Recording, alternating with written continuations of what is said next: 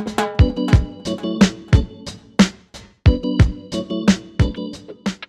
delighted to welcome on board now Andrew Sims from the New Economics Foundation. He's the Director of Policy there. Andrew, what are you doing at this conference? What are your main points that you want to make here? Well, I think, like a lot of other people, what I'm doing at this conference at the moment is drowning in paper and drowning in the sheer complexity, not just of the negotiations, but just the building itself. And the really worrying thing, I suppose, for us is that, unlike a lot of other international negotiations on issues like trade or the big financial questions on things like third world debt, how to tackle the world in recession, the climate change negotiations have their own very real-world time frame.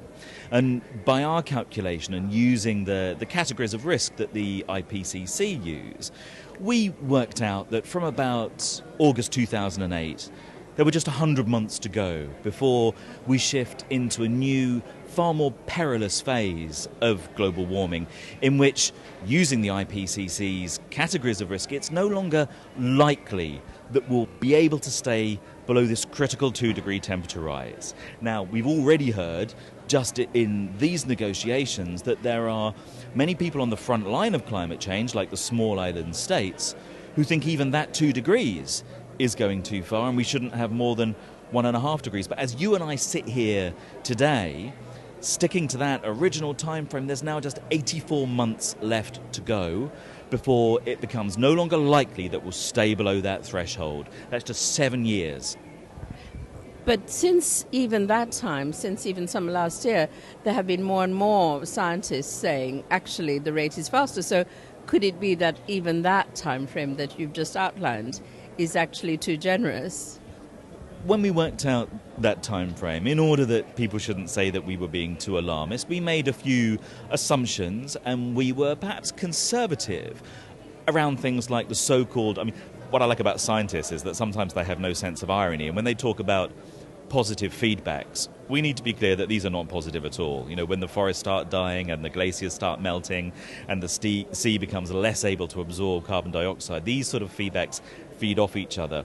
So it is possible that the time frame is shorter than that. But we thought, in order to draw a line in the sand to focus the minds of politicians, we made some might argue generous assumptions around what's happening in the real world. But that's also partly because these strangely called positive feedbacks are so hard to second guess. But it's true. If you listen to someone like James Hansen, leading world climate scientist who brought it all to our attention, he chooses his words very carefully. And when he writes in a scientific journal that we are on the cusp of losing the climatic conditions under which civilization emerged, that's the sort of thing that once you've said it or once you've heard it, you need to go and sit quietly in a room somewhere for the real import of that to sink in. Either way, we know that we cannot do too much right now. There is no amount of our effort and our ability to try and apply decarbonising the economy, finding new lifestyles in rich developed countries, finding the environmental space for the poorer countries to still be able to develop, that there's nothing that we can do quick enough. And when you sit in the middle of negotiations like the COP, and you see the agonised wrangling over square brackets and punctuation points, you do worry that there's a divorce, a gap opening between the material, physical, logical and biochemical reality of global warming and people sitting thinking they're negotiating a treaty like any other, which may or may not come to a conclusion. Maybe we'll come back to it next year. Maybe we'll be able to buy off that country grouping against that country grouping. One of the things that you do worry about here is that sense of the ticking clock hasn't really sunk in. And do you think, to be, more aware of the irony, perhaps, things like 100 months, you could say, is a nice round number, and that's another reason for picking it. And simplifying various things is a way of making it easier to sell, as it were. Is a lot of this kind of social marketing that goes on now, is that really helpful in the long run? Because aren't there issues to do with people's refusal to really accept? I mean, you talked about you having to go and sit quietly for a bit in a darkened room, I should imagine. But I mean, those of us who have been thinking about climate change for many, many, many years, you know, it takes time for all this to really sink in, and for a lot of people, it's a relatively new proposition. They're coming with a huge amount of baggage of the old way of doing things, and a lot of investment in the old way of doing things.